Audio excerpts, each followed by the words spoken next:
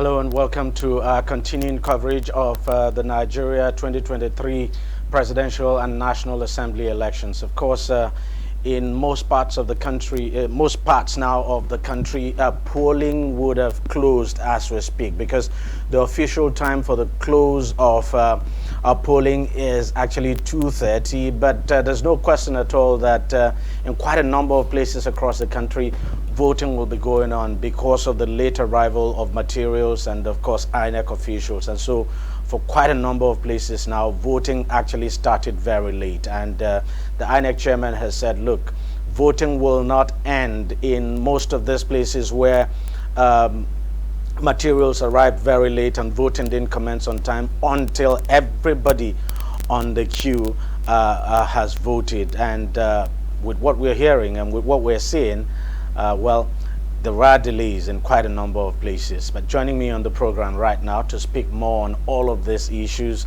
I have Nelson Ekujimi, who is an observer, election observer, and of course a political affairs analyst. Nelson, thank you very much for coming on the program. Thank you very much. Also joining us is Ivan Sufeli, who is a legal practitioner and a political affairs analyst as well.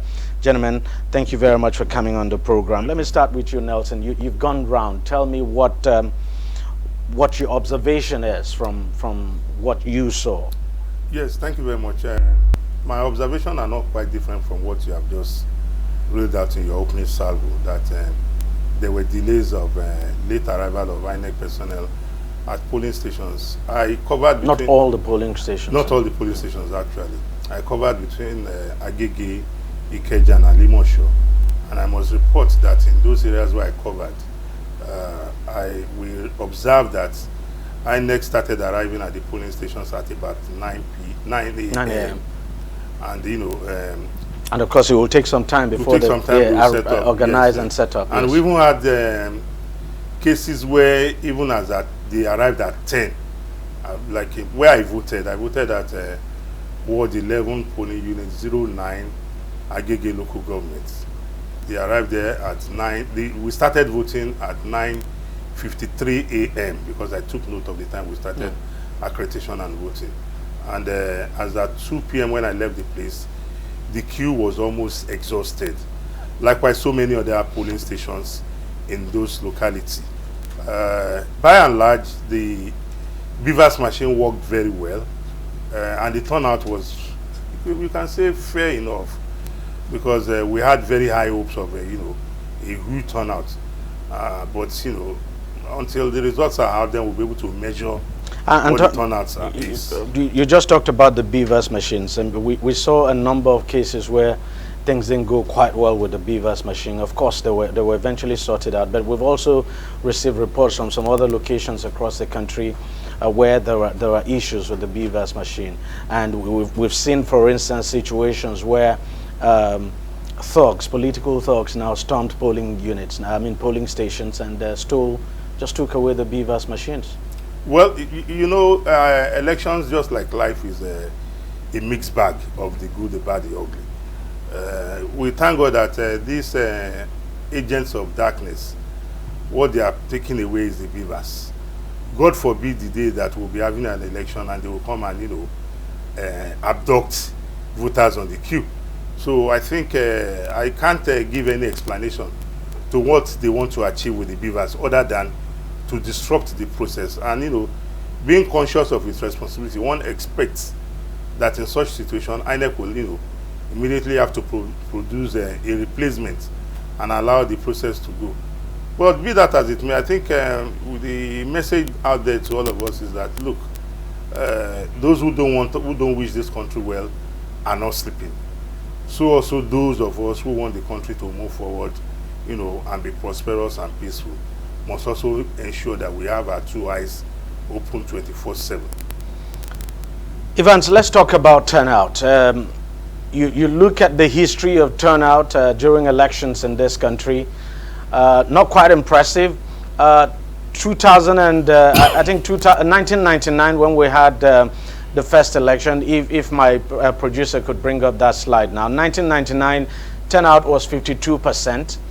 2003, that's when we had the best turnout at least in the history of this current democracy we are enjoying now, 69%.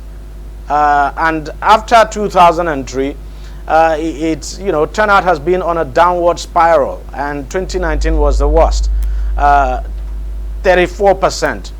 Now, you look at the build up to this election, the kind of enthusiasm young people especially showed in the whole voter registration and PVC collection and what have you. But then you now look at what we've had today. There are quite a number of places where turnout has been reported to be very low.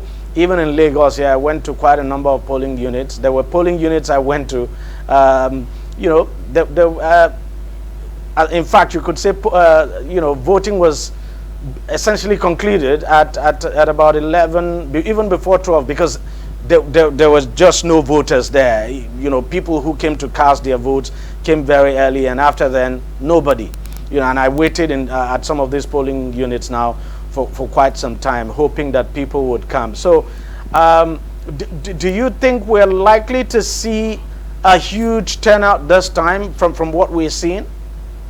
Well, I think the turnout is unlikely that we're going to have huge turnout. You cannot determine that actually until everyone has cast their vote and the counting have been done and all that. But do you think we can hit that 69% record that was set in 2003? I don't think so. I don't think so. The reason I don't think so is because, you see, the stability of the country determines the outcome of voters. If you look at that 2003, there was no serious issue. I mean, the issue of the economic downturn was in 2009. So 2003 was a fairly free year. No serious human or natural disaster or economic crunch or cash crunch as we have it today. But in 2019, there were a lot of issues of banditry, security issues. That was the height of the herdsmen's killing.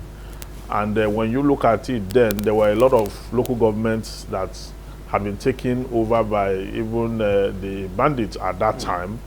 And security issues were quite very tense. That may have impacted on the process. What we have today is not very much different from what we had at that time. Now we won't have more national security issues. They changed the redesign of the Naira, which is one of the factors. I mean, in that 2019, a lot of people traveled. When you look at the news then, where people would voice pop here and there, people traveled as though they were traveling for Christmas just to go and vote. This year is not like that. So my fear is we may have a shortfall even from that 34% that we have in 2019 for obvious reasons, for very obvious reasons. People couldn't access cash to travel. Those are the people who also changed their locations. Not all of them went through by the INEC process. And we have other security issues. Some persons could not walk to their polling units as was reported. So if we really want to have turnout, we must encourage the Nigerian citizen to do that by ensuring that there is stability in the country.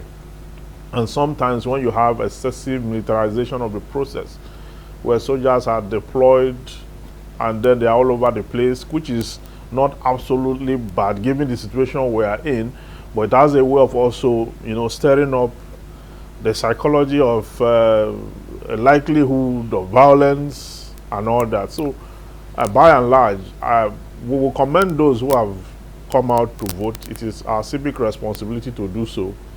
And that INEC, though they could do better, but I think INEC have done fairly well because I went to some polling unit as early as 8:30 and the INEC officials were already there. In the polling unit where I voted around the Magodo area, it was, you know, as at 11 p.m., a lot of persons have already voted. 11 a.m. you mean? 11 a.m. So, a lot of persons have already voted. So It is this election for me, even though it's too early to evaluate its totality. But I think with the Beavers, it seems to me like it's a step forward for us. But from what you have seen, how you think INEC has done well, at least averagely well? I think so. I think so. Even though it's too early to generalize it, but I think INEC have done fairly well because if you look at the logistics, I never knew that INEC have even gone as far as this in the logistics to to put things in place, and the turnout, of course, INEC have no control over the turnout. The turnout is actually based on the welfare and security of the citizen, which the Constitution says the primary purpose of government. So we can do better than what we are seeing now, but so far so good. INEC have shown that they have capacity to deliver in the elections. Okay, Nelson, let's talk about. There have been reports of reports of violence and beaver snatching and what even in Lagos where we are.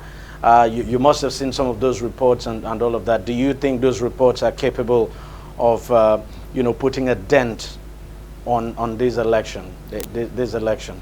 No, I don't think so. Because even the INEC chairman reported that there were incidents in Delta, in Niger, in Nasarawa, and we've had in Lagos. Definitely more reports are coming in. The law says the election must be conducted in substantial compliance. So if we have pockets of violence here and there, if it is not enough to taint the integrity and credibility of the process, I don't think. But does it surprise you that we're no longer talking about ballot box snatching now, but it's beavers snatching? With human beings, anything is possible, and knowing the human nature for mischief, the human nature for evil deeds, negativity, I was not surprised. So when I heard that report, I said, well, it's expected. You don't expect, you cannot have any perfect election anywhere in the world. There must be some hiccups. Like I said earlier on, the logistics of INEC, I think they could do better than this. And but we could manage the fact that the socioeconomic reality could have been responsible for this, because we also expected it, we had predicted it. But be that as it may, I think the issue of violence is not unexpected. But majorly what we expect is that as stakeholders in the electoral process, at every junction, when these things occur, it is for us to go back to the drawing board and see how we can be a step higher than this anti-democratic element. And for me, if it had gotten to the stage where the anti-democratic elements now target snatching of beaver snatching rather than ballot box, in the past it was the ballot box. So they are not going after the votes now. Yes, they are not going after the ballots. Yes, it means we have graduated from that level. So it means we have to put on our thinking cap. And I'm just wondering. I'm wondering, Evans, why will they be targeting the beavers machines? I mean, what's the implication? Well, targeting the beavers machine will mean that once that is taken away, there cannot be election any longer in that polling unit until there's a replacement, because you cannot go ahead with the voters. They will be overvoting, because it's what the beavers capture must match what the actual voting is. And the law says you have to use the beavers machine. Yes, and the law says you have to use the beavers. So I think people who sponsor people to go hijack the beavers may possibly be doing so to undermine the adverse party's possibility to clinch victory at that area. So I mean, we need to talk to our politicians. I don't think Nigerians will go and hijack beavers on their own volition, just for what? They are not contestants. I mean, they may have been sponsored, allegedly so. But the question is, where were the security agents in these polling units when this incident took place? For instance, we've seen the video of the one in Lagos, and you look around, no security personnel. So where were they? Yeah, that's the question. You have ballot papers, scattered all over the place. Security personnel were deployed to all those polling units as their boots for operation, but some of the polling, they are not there. And in the polling unit, when you even have them, sometimes you see one policeman and then you see two. And he's not armed anyway. Yeah, it's not armed because not it's supposed supposed to be a civil engagement. They are not armed. And what we do is when we have serious issues like that, we don't arm our policemen. But when they are on checkpoints on a regular day, they are all with AK-47 and all that. So you cannot really tell exactly how the security architecture of the Nigerian state is designed to operate. But the truth is that those who are snatching the beavers, they cannot do anything with it. They can't sell it. They cannot use it to go and conduct their own election elsewhere. So it's meaningless, and it just slows down the process. And these are economic saboteurs, people who, by either their own volition or being sponsored by some other person, third party or known third party, want to use this avenue to just disrupt the process. And it's very unfortunate because by now we should, because they are no longer targeting the ballot box.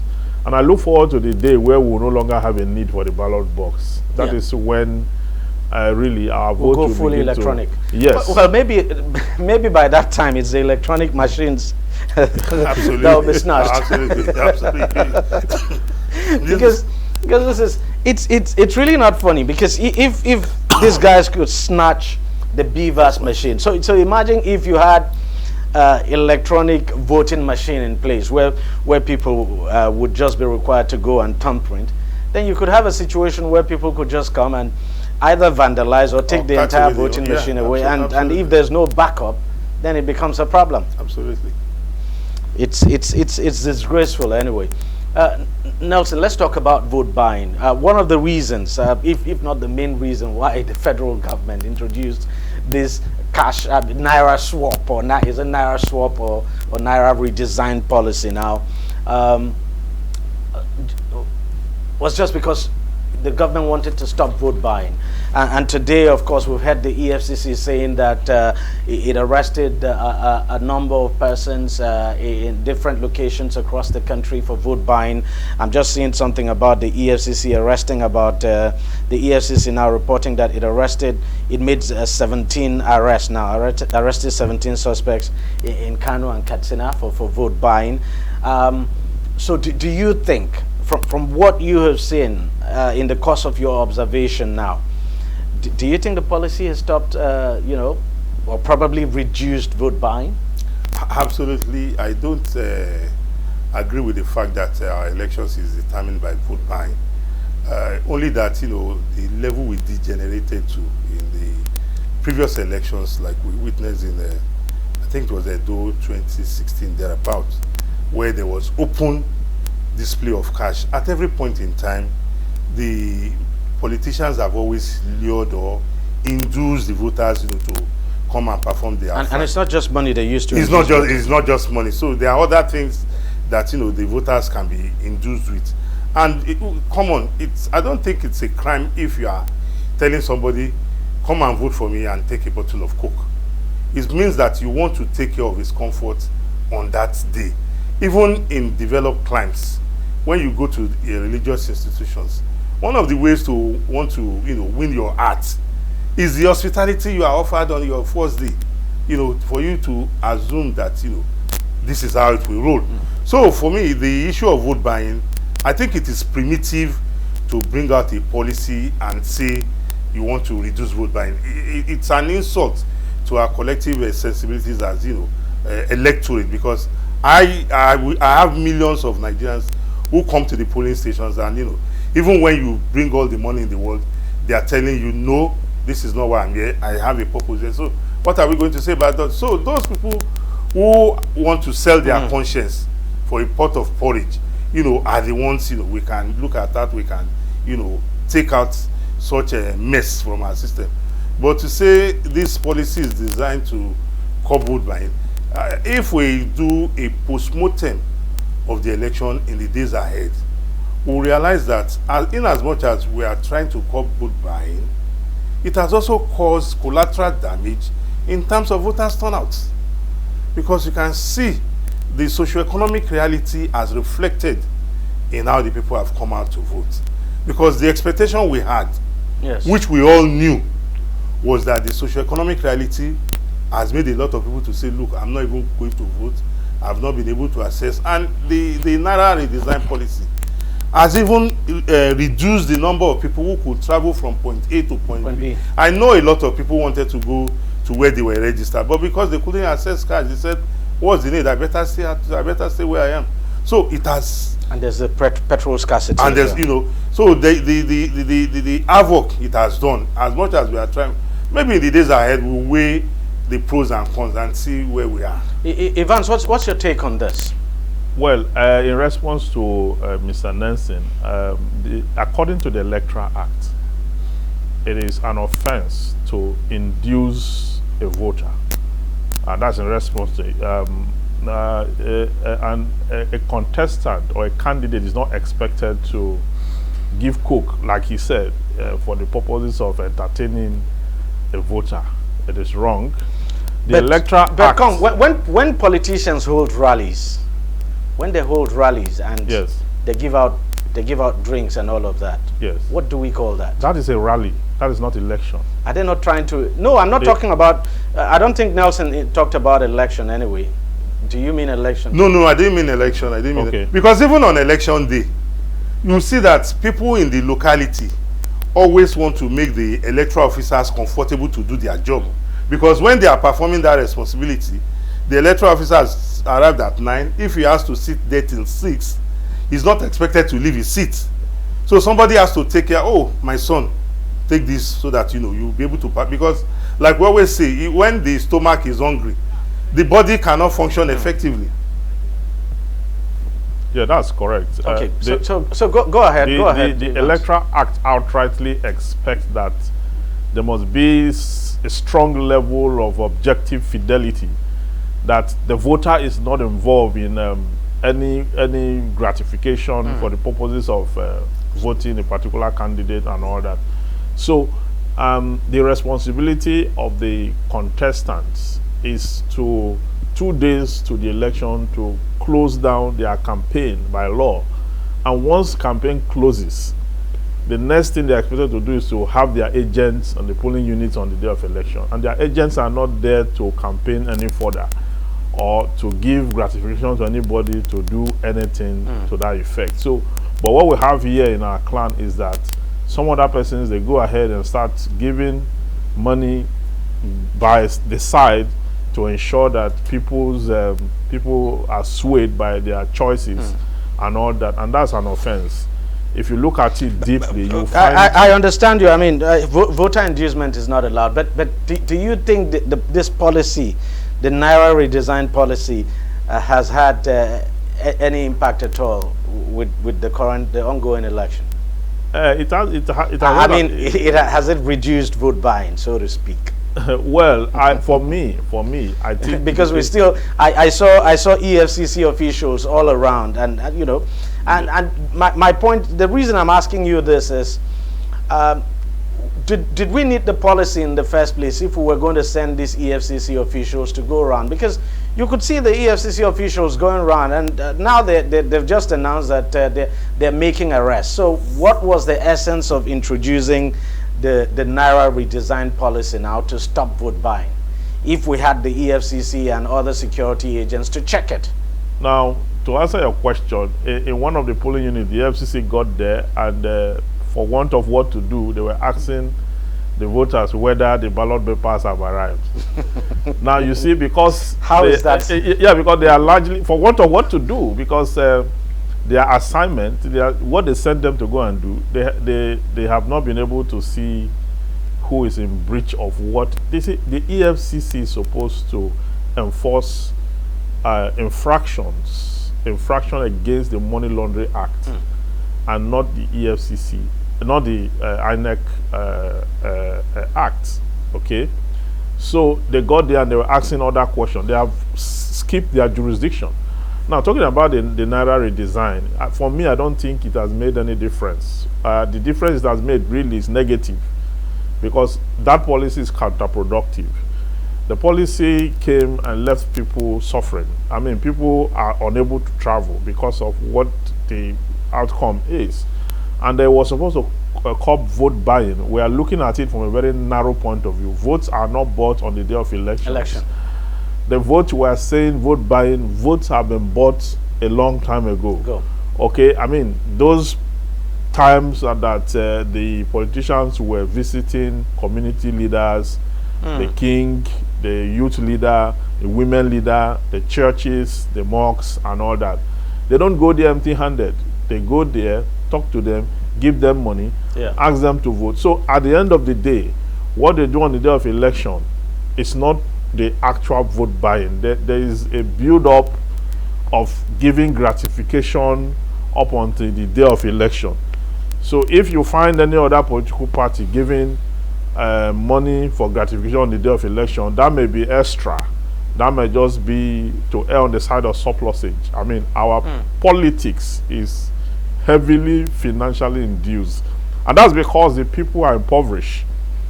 That's because the people most of the time don't have that dignity of human person. So what they do is just to look out for who is going to give them whatever they can get, and they can be just swayed to any point. Poverty is a huge factor in our system. 133 million of us, the MBS say, we are living in multidimensional poverty. That's about 65% of our population.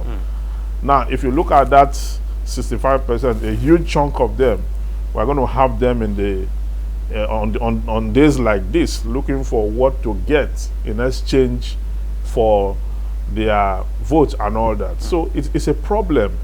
If we are going to reduce vote buying, I don't think the solution is to recruit more EFCC operatives or to recruit more policemen.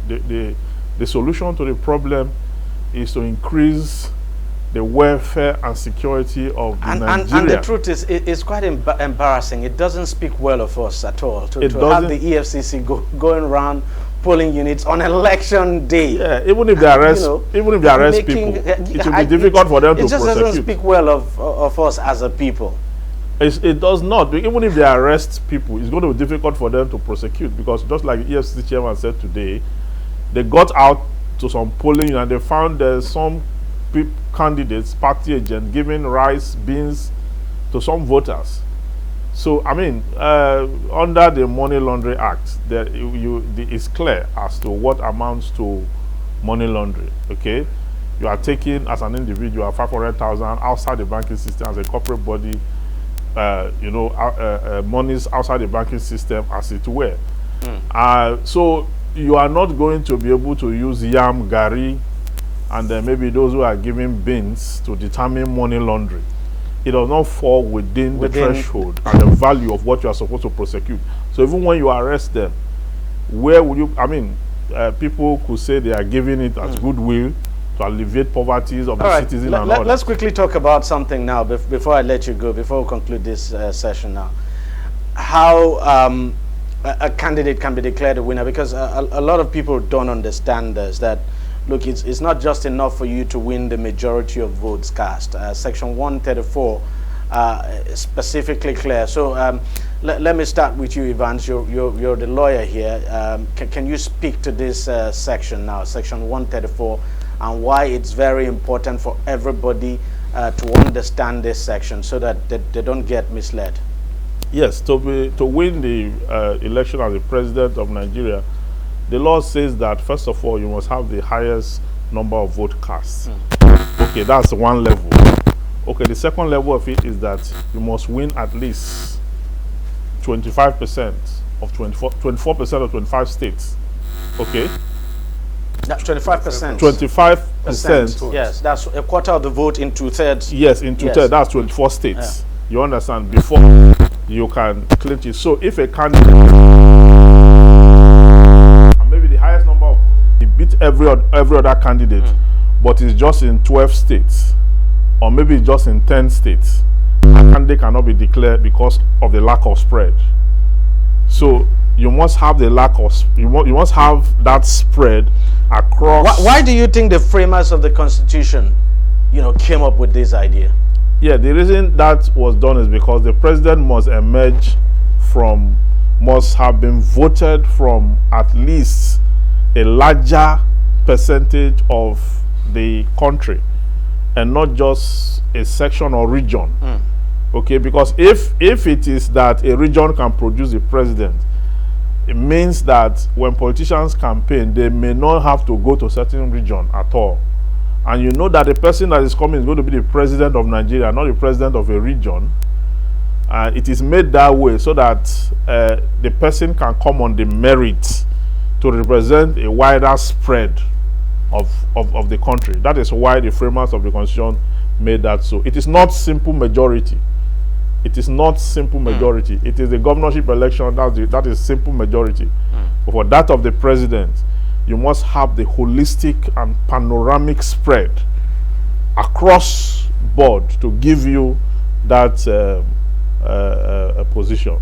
One of the reasons why I asked that question, Nelson, is because sometimes we've seen situations where you know, supporters of candidates often get carried away when their candidate wins in their locality, probably wins in their state or their local government, and they just get carried away and they think that's just it. And so when the results the results are eventually, the overall results now eventually declared, and it doesn't go their candidate, they begin to allege rigging and all of that. So it obviously means they're not properly educated on the processes.